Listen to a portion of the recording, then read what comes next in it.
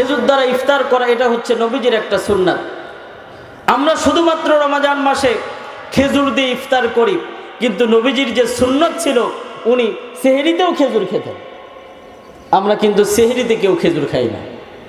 খেজুর খাই? সেহরিতে কেউ খেজুর খাই না। নবীজি রোজা রেখে উনি ইফতারিতে খেজুর খেয়েছেন, নবীজি সেহরিতেও খেজুর খেয়েছেন। বর্তমান সময়ে মেডিকেল সায়েন্স এইটা নিয়ে গবেষণা করে, এইটা নিয়ে পরীক্ষা করে দেখে যে নবী সাল্লাল্লাহু আলাইহি ওয়াসাল্লাম কেন সেহরি ইফতারিতে খেজুর খাইতেন।